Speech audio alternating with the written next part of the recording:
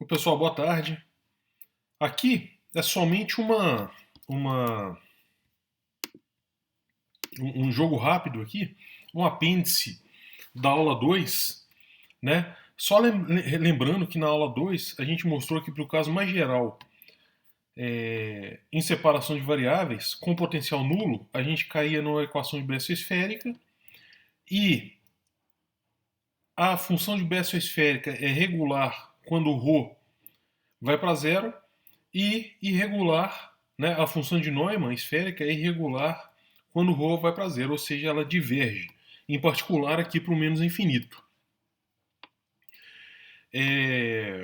Bom, elas são importantes porque elas formam a base para o espaço de funções e a expressão geral para ela, para a função de Bessel esférica, é essa daqui e para a função de Neumann esférica é essa aqui de baixo. Isso a gente viu na aula 2.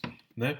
Em particular, para a onda S, quando L é igual a zero, essa função radial ela pode ser escrita como um seno de kr sobre r.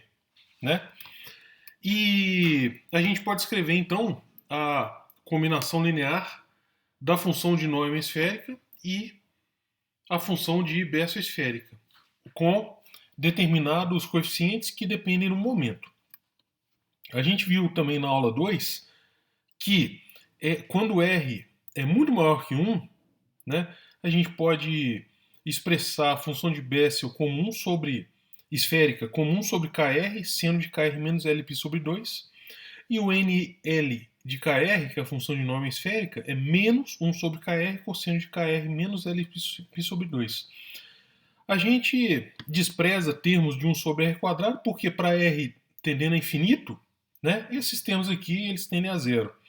Agora, o que a gente vai ver na aula 3, né, a gente vai utilizar isso para resolver um exercício, são justamente essas expressões quando r vai para zero. Né? Então, a função de Bessel esférica ela é proporcional a ρ elevado a L e tem esse fator numérico aqui no denominador. A função de Neumann esférica ela é 1 sobre ρ elevado a L mais 1 e um fator numérico também no numerador.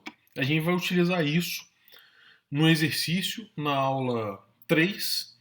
E, finalmente, para acabar esse apêndice da aula 2, para a resolução da equação de Schrödinger, a gente separou as variáveis como sendo essa função psi estacionária, ela pode ser escrita como exponencial de menos i ômega t vezes uma função u radial, que ela pode ser expressa como uma função r maiúsculo radial vezes os harmônicos esféricos. Né? Os harmônicos esféricos, lembrando que são autofunções do operador de momento angular elevado ao quadrado. Né? E a gente tinha visto também essas ilustrações da norma dos harmônicos esféricos ao quadrado, né? Para vários valores aqui.